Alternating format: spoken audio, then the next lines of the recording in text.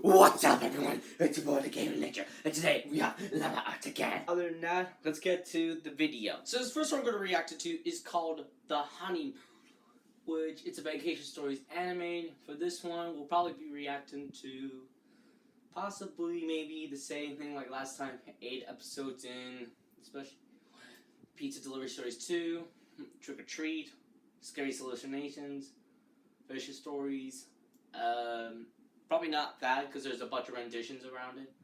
True Pizza Delivery Horror Stories, True Home Alone Stories 3, and True Hunting Stories.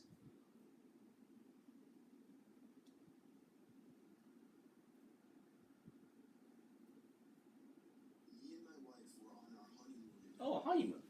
We were on the island of Oahu, sitting on the beach. My Hawaii? wife got up to go to the bathroom, and when she got back, Woo! Man, this character's got a mighty fine wife. I give him a thumbs up for that. she told me that there was a creepy man watching her walk into the bathroom, and when Stalker? she tried to walk out, he blocked her path. She only got away because there were 2 other people walking into the bathroom, so he got out of the way. I asked her what the man looked like, and she looked over, but unfortunately, she said he was gone. Our hotel was walking distance from the beach, so we got back quickly, but we made sure to report the man to a police officer we saw walking on the beach, and then we washed up before going out to eat. We ate at a fancy seafood place and did some walking around afterwards. Close to midnight, we finally went back to the room and began to wind down. Then we got a knock at the door. I looked through the peephole of the door and saw a man in a maid uniform standing outside. I opened the door and he immediately tried to let himself in. I pushed him back a bit, asking him what he wanted. He told me he left something in the room while cleaning earlier and needed to get it out. The only thing, we left a do not disturb sign on the door all day. Then I noticed he was making eye contact with my wife.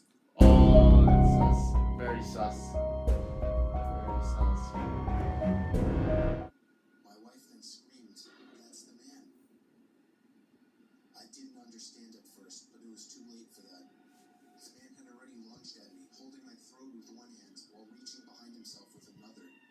He pulled out a knife and started swinging at me, and if it weren't for my wife coming over and smashing his face with the lamp, Oh! it would have been as good as Oh. The commotion drew out all the inhabitants of the neighboring room. Oh! I just... Who is that? Is that Maple? Oh, my gosh. Claire.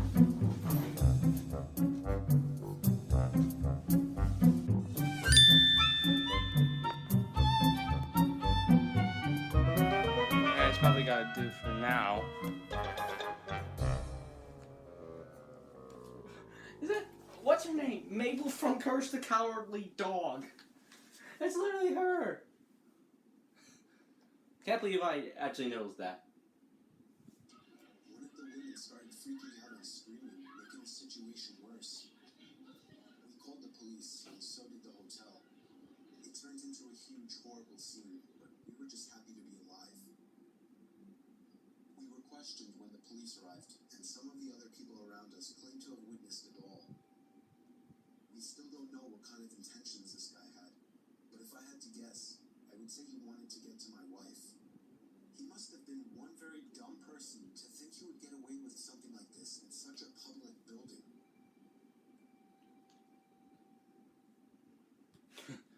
And you can see the bandage. Yeah, that's why you don't go to the hotel with your wife, because otherwise they're gonna get.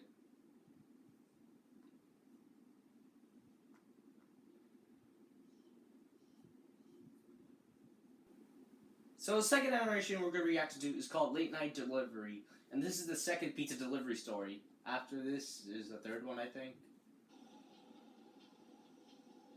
At least it's got captions. I'll never forget this night. The pizza place I worked at was about to close, and I was getting ready to go home when the phone rang. I was working the counter alone that night, so I was taking calls. I picked up the phone. There was complete silence, so I hung up. About a minute later, the phone rings again. There's what, prank call? Still silence. It's gotta be a prank I call. was about to hang up again when I heard the very weak and cold voice of an old woman on the other end. What? She said she wanted a regular pie delivered. I remained polite on the phone, but on the inside I was screaming. I just wanted to get home and end my shift. I called out to my boss that somebody is requesting a delivery. He told me I had to go. I was upset at first, but I realized it's another tip, and the old ones usually tip the most, so I decided it was okay. I guess so. I took down the address. Mockingbird Lane? There soon, but she had already hung up. Uh-oh. I thought that was rude, but I ignored it and yelled to the chef that I needed one regular. My boss told me to just go home after the delivery as the place would be closed. So a little before 10 o'clock, I got in my car and put the address into my GPS. The house was 7 miles away. The GPS took me to the quiet side of town. I arrived to the house. It was a small, one-floor house in a very quiet and empty block. I took the pizza and walked up to the door and rang the doorbell. There were no lights on in the house. I hoped that she hadn't given me the wrong address. I rang the doorbell again. There was still no answer. I was about to give up when I turned my head and saw somebody standing at the window. Oh, that's I creepy. freaked out and backed up at first, but I eventually got closer to the window to see the person. It was an old woman, probably in her late 70s. Whoa, she looks more like 90. With a blank expression. I yelled to her through the glass that I had her pizza. She didn't react to what I said, so I screamed it louder. A big smile ran across her face. Not a pleasant, genuine smile. It was a smile that sent chills down my spine. I still remember that exact face she made through the window. I decided that I was freaked out enough and got back to my car and set the pizza in the passenger seat. I had to text my boss about this. I shot him a quick text and started my car, ready to get the hell away. I looked to my right to get one more look. A woman standing right outside my passenger side window, giving me the same stare she had given me before. I put my car in drive and floored it down the street, not looking back. My boss never made me do a late night delivery again.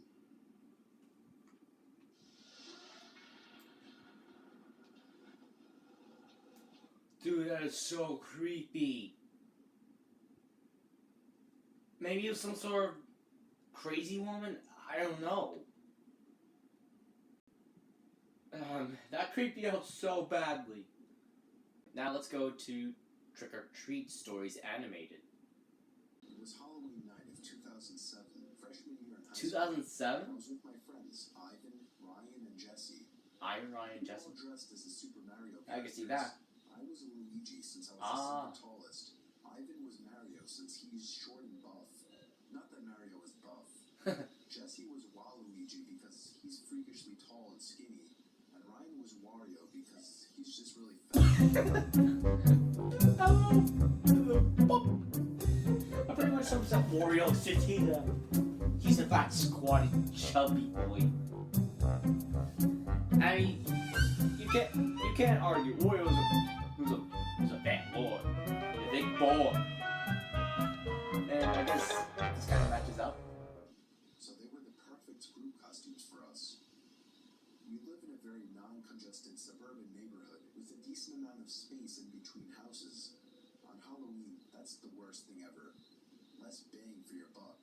Let's bang for your We were buck. trick-or-treating for hours, way past dark, and eventually came the time when most trick-or-treaters were heading home. My feet started to hurt, and I had to constantly switch arms for holding the now 10-pound pillow sack of candy, but we planned on going until our bags were completely full. A lot of the houses by now weren't answering anymore. It was probably past their cutoff time for giving candy to trick-or-treaters. Approaching our next house, we saw a purple bucket on the stoop. Which was the best feeling ever. I was the one to get close enough to realize it was empty. Which was the worst feeling ever. I turned around when I heard a knock at the window of the house. We all looked at the window. Couldn't see anyone, but heard someone call out, "Wait." The door opened and an older man, late 40s, bald and stepped outside. He told us to come inside so he can get us some more candy. I said we could just wait out here. Yeah, that's He smart. responded saying something along the lines of, "Nonsense, come on in, we'll get you your candy." Oh, there's eyes. Ivan stepped in and said, "It's alright. Come on, Dan, let's go." I told the guy Link to to take the- care and apologized. He Narrator just is pretty stood there good. watching as we walked off, not saying anything. I felt Put a bad, link to but the at narrator in same description time, down below the guy along with seemed my like marks. a creeper, and I figured I just dodged a bullet not going in there.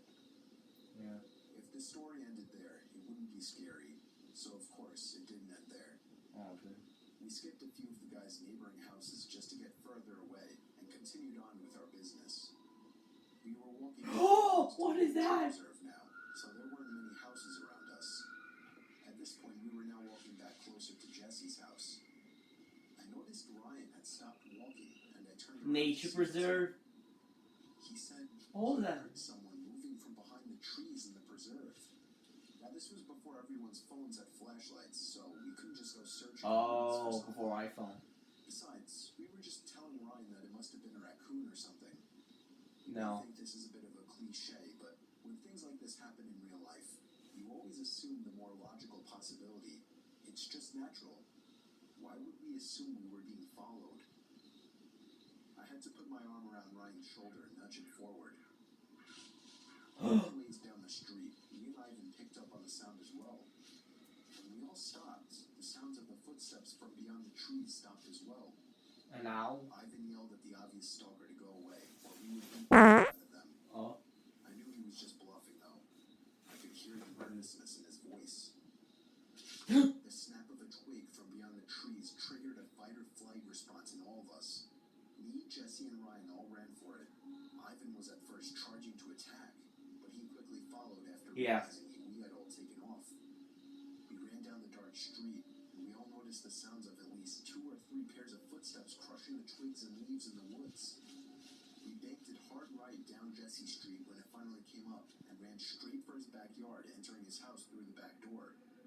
The first thing we did was peek out through his living room window. We couldn't see anyone. Oh boy. We all had to gather our thoughts and discuss what the hell just went down in his living room, when all of a sudden we heard Jesse's backyard gate slam shut. Uh-oh. Jesse dove to turn off the lights. There was a click and a bang from down in the den. It was more than likely Jesse's back door. We all agreed to go down armed with knives and Knives. You'd expect to take on these stalkers with knives? I guess that's the only decision you have. I'm not gonna argue there. face them. Jesse turned on his back door light, but there was nobody out there. Oh. Just then the front door opened, and we all screamed like animals. Oh. Jesse's mom and sisters came rushing downstairs. They had just gotten home from their friend's little house party. We all rested assured knowing it was just them. Jesse explained what happened, but made it seem a lot less dramatic. Me and Ivan went home after that and called it a night. At 12:30 a.m., I got a disturbing text message. It was from Jesse. It said, "It wasn't my mom." It wasn't them? I texted back saying, "What?"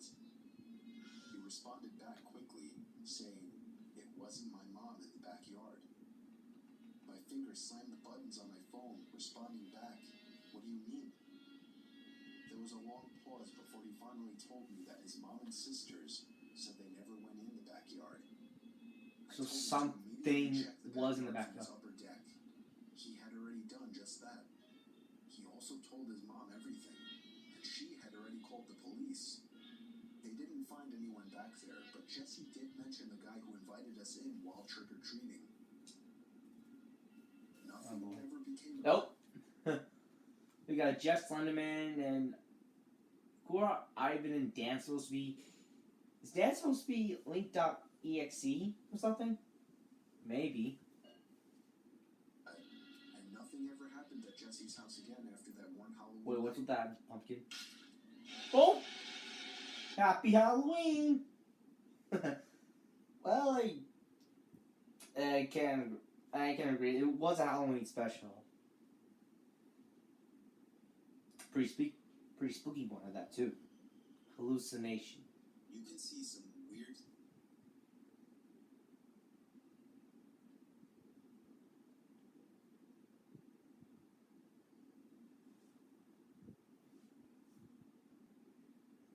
Okay, so this fourth animation we have is called Scariest Hallucinations People Have Had. And apparently this one is pretty weird. No captions. Things when you're tired. But the thing about this story, I wasn't tired.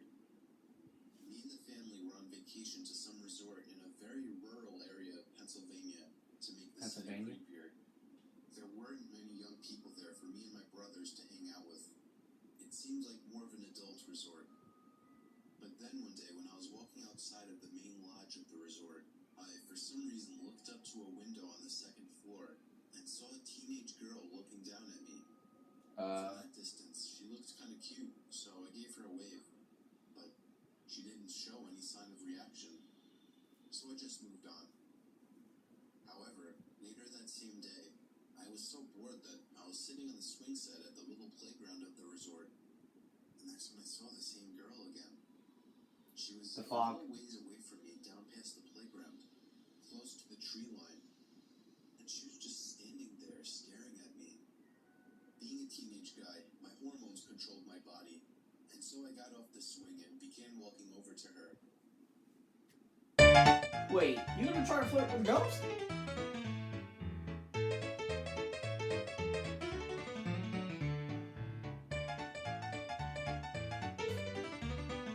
Okay. As I started getting closer to her, I realized she wasn't as cute as I thought she was. There was something about her face that just gave off a creepy vibe. I can't put my finger on it, but if I had to say, Oh, I think she is it would creepy. have to do with her eyes and her mouth. Oh. I'd say once I got about halfway over to her, she turned around completely and ran into the woods. Oh. And I mean she full on ran into the woods. I stopped in my tracks, completely turned off. This girl seemed like a freaky stalker. I didn't see her the rest of Portal. the stay at the resort. During the car ride home, miles and miles away from the resort, I was thinking about her. How maybe if I followed her into the woods, I could have gotten laid, even though there was something off about her face. How you could have gotten laid. Really? That's just stupid. But then what I saw next made me feel like my heart dropped into my stomach.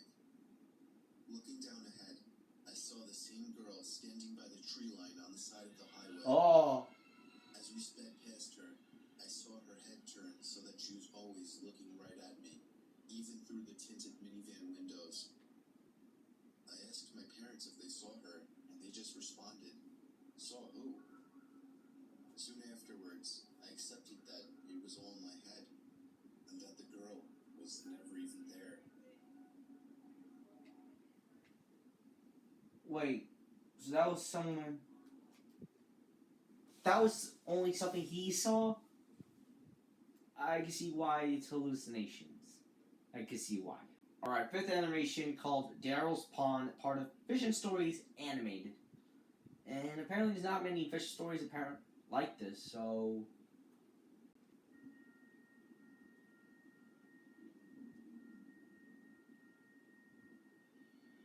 There used to be a pond about half a mile away from my old house that I would commonly go fishing in. It was nicknamed Daryl's Pond. I still have no idea who Daryl was or why it was called that, but nobody owned it, so people would once in a blue moon go fishing there as well. It was usually me by myself, though. I had dug a pole into the ground where I would tie a noose to and from my small kayak. I'd say it was about 3 in the afternoon when I rowed out to the middle of the pond, the sweet spot for getting a decent catch. There was another person coming out from the trees. Oh. I waved No. at him and gave him a smile. He hopped into a small boat floating by the edge of the pond and began to row over to me. As he got close enough where trying to speak to him wouldn't come off as obnoxious, I gave him a friendly, "Perfect day, isn't it?" "Yes, absolutely," he said. He didn't say anything after that, and I started to feel a bit awkward. Dude, he's looking at you. We're obligated to keep some kind of conversation rolling now. "So, you come out here to throw some lines?" I asked. "No, I don't actually fish." "Oh, well, it's never a bad day to relax on the pond," I said. He continued to row closer to Whoa. me until his boat collided with mine, creating a big thud. I Uh, was genuinely uncomfortable now. I didn't feel threatened, just weirded out. yeah, I would be too. I was only 24 years old. This guy looked like he was late 40s or 50s. Probably There was 40s. awkward silence. I tried to just act like I was focused on trying to make a catch, but by now that wasn't even on my mind. This guy was weird. I didn't know what he wanted, and I was uncomfortable being so close to him. I felt him looking at me, or at least in my direction, as I faced halfway to the opposite direction of him. I took a quick glance to my right. Yeah, he was staring at me. Creepy. I decided to be ballsy and lock eye contact with him. After about 4 seconds, he looked away.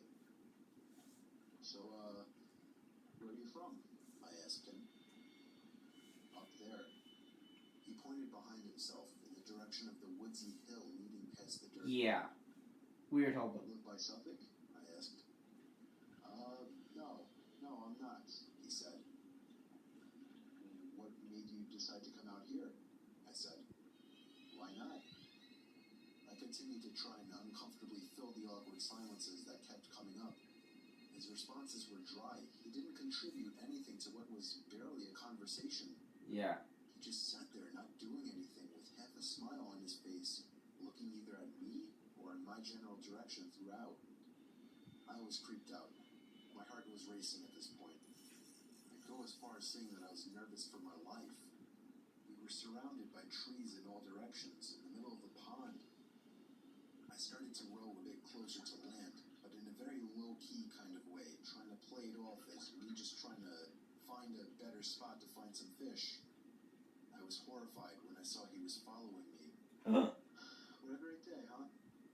I felt a shake in my voice. I got close enough to the edge of the pond where I finally told Yes. the man, I think I'm going to call it a day. I turned to see his reaction. He was still staring at me. He's not smiling. The smile was gone now. I can't let you leave, he Uh, said. He lifted his flannel to expose a handgun sticking out of his Oh. jeans pocket. As soon as I could process what I was looking at, I dove out of the boat for land. yes. Ran a whole half-mile uphill through the woods back to my house and locked every door and window as soon as I made it home. I pulled down the blinds to the dining room window, leaving it open just a crack for peeking outside undetected. It started to get dark out, and I left every light in the house off, still peeking out to the front yard, making sure I wasn't followed. The time came when I finally decided I wasn't followed.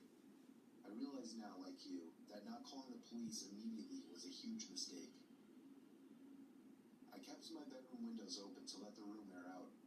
My bedroom was Yeah. on the second floor, so I wasn't worried about being watched. Get through the back. window. About half an hour after shutting the light and falling under the covers, I heard the sound of leaves crunching from outside. I sat up to hear it more clearly. It was definitely something walking around out there. Normally I would assume there was a deer or a bear, but after what just happened, I was still in paranoia mode. I sat up as still as a statue, except for my shaking out of fear, waiting as the sounds of the steps stopped. Hey buddy, you up there? Are you trying to sleep?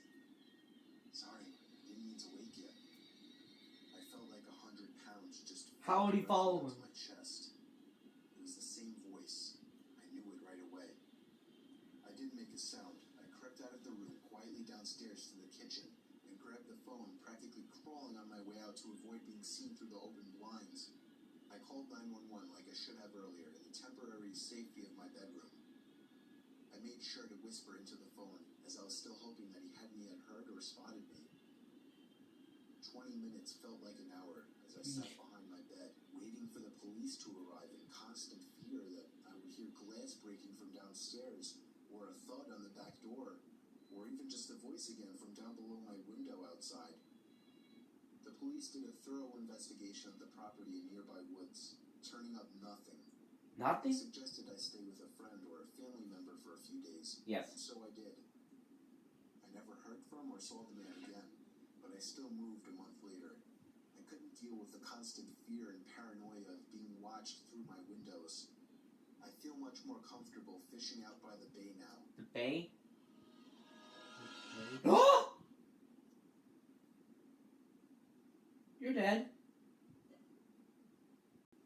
Anyway, so this fifth animation is True Pizza Delivery Horror Stories, and this is when he ends up changing his animation style, I think.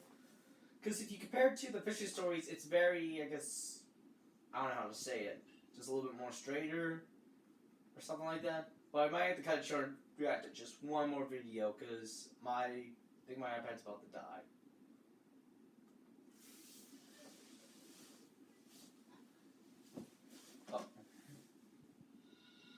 I was out doing a delivery one late night.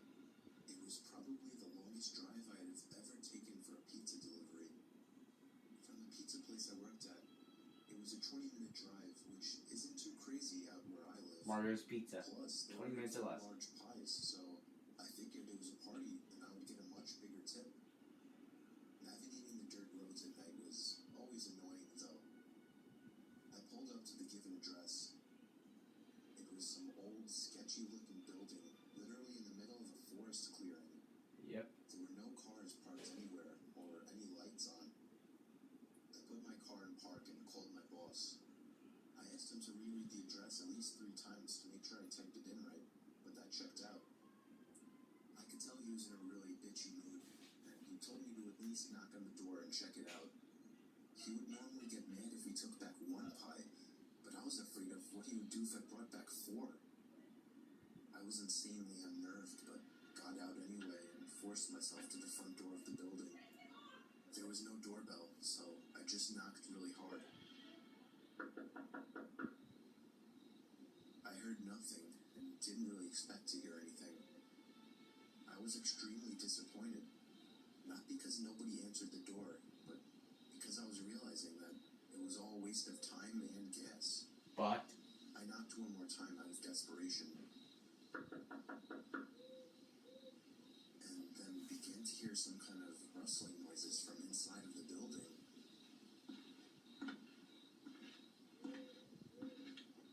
I knocked again and yelled that I was the pizza guy. There was silence now. I felt a bit more uncomfortable now than before. But before I could turn around, I noticed something at the window. There was someone looking through the window. someone. I couldn't tell if it was a man or a woman. Oh, those All eyes. I noticed were their eyes. Their eyes were open wider than I knew possible, staring intently at me. I was disturbed enough by this and dropped the pizzas and ran back to Yeah. the car. The shocking thing wouldn't start until turning the key for the 3rd time. I drove off the grass and back onto the dirt road, but I felt the car rocking about, shaking and bumping. Something wasn't right. Oh no. I didn't make it far from the building before I started hearing a sharp scraping sound coming from outside. There was so much resistance that I couldn't even drive. The car came to a stop. I got out of the car to check what the hell was wrong. A chill ran up my spine as I began to feel like my heart was constantly skipping beats. Were the tires slashed? My tires had been Oh. slashed and had completely fallen off the rim. Not just the front, though. All 4 tires were slashed. All 4? I realized somebody did this when I was knocking on the door to that building. Instead of running, I got back in the car and locked the doors. I was so close to that building, I could practically see it from where I was, if it weren't for the trees blocking the view. Yeah. I dialed 911 and explained everything to the operator. She told All me the the music. would be over as soon as possible and that I need to stay hidden. I asked her if it was advisable to stay in the car or run, and she told me it would be best to stay in the car with the door locked. Oh She boy. asked me to stay on the line with her until the cops arrived. My whole body was shaking. In all directions, there was nothing but dark, seemingly endless forest. Oh boy. I knew it would take forever for the cops to get there. I was not comfortable with sitting in that car so close to whoever did this. The next part, though, is what utterly destroyed me. It still shakes me to this day, and I hope nobody ever has to experience this kind of fear. As I was scanning all the windows, making sure nobody was outside, I looked in the rearview mirror, and there was the same person. The Oh. same person I saw at that window. No. Eyes open wider than ever. No. I could see now that it was a woman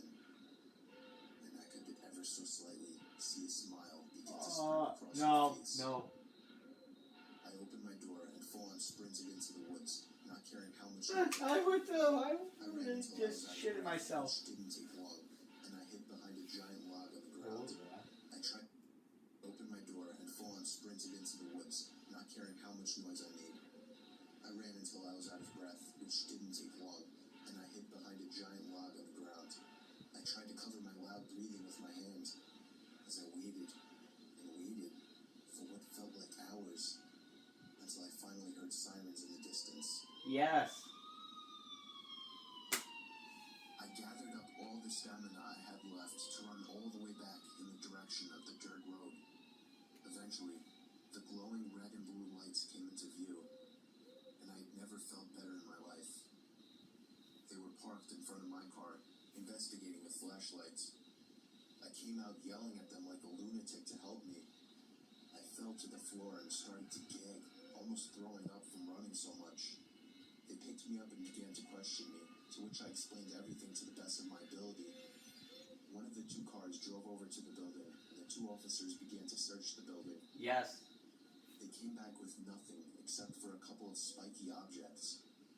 These objects were exactly the same as the ones used to slash my tires. The cops guessed that it was some kind of sick, demented couple, being that I saw the woman, Yeah. but unfortunately they were never found. And that still kills me to this day. I obviously quit my job right after that and started working at a local grocery store. Huh. I know that I'll never forget seeing that woman at the back of my car. Yeah. Good thing. Oh, never mind. She's right there. Yeah, so that was me reacting to more Llama Arts. Very shorter now than before. But other than that, I'll see you guys in the next video.